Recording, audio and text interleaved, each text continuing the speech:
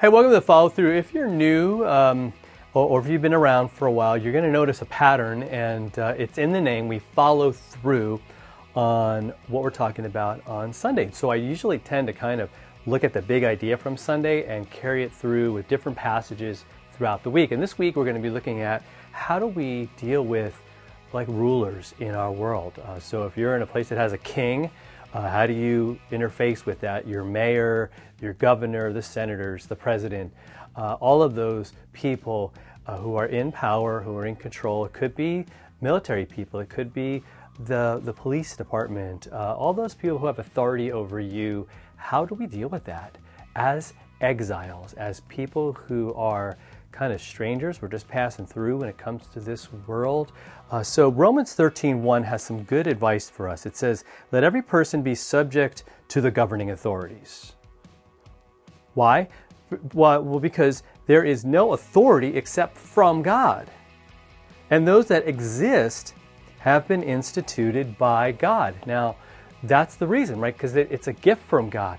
God gives us military people. He gives us policemen and women. He gives us all the people who serve in our governments there to protect. On the side of police cars, it used to, in some places it'll say to protect and serve. That's not just a motto. That's the purpose statement right there. They are there to protect and to serve. All of them are to make life better. Like so for those who are powerless, they're protected. They're taken care of.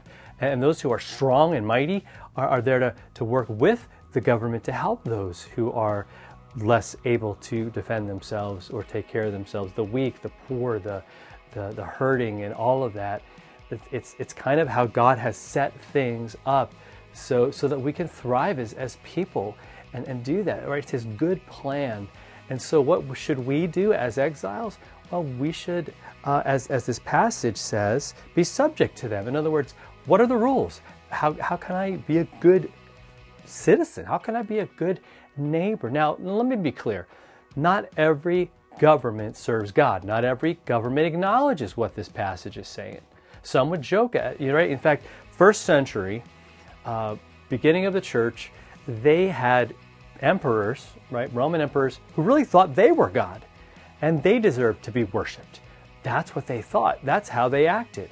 And so they were not necessarily making laws that would support Christianity. In fact, they made laws that, and they ruled in such a way where they persecuted those who believed in Jesus. They tried to shut them down. And early church said, hey, we will obey you.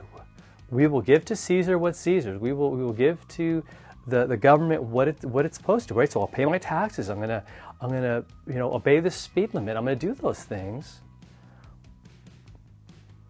But if you tell me to stop talking about Jesus, if you're going to tell me to stop living for Him and doing things His way, well, then I have to respectfully, right, as someone who's subject to you, say, well, I just can't do that.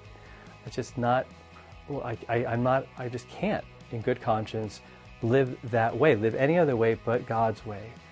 And so that's the deal. So we're subject to them because we know they come from God. And so that's going to cause us to do this. Here's what I want us to do today. I want us to pray for everybody. Pray for your local government. Pray for your state government. Pray for your country's government. And wherever you are, maybe you're in a different country, who's in power? Who are those leaders? Ask, like, Lord, how can I help? What can I do? How can I encourage them? How can I let them know I'm praying for them? How can I make a difference in people's lives and shine my light wherever I am? All right, so hope that helps. We'll talk to you next time for another follow-through as we continue talking about how to work with our governments in the world. See you then.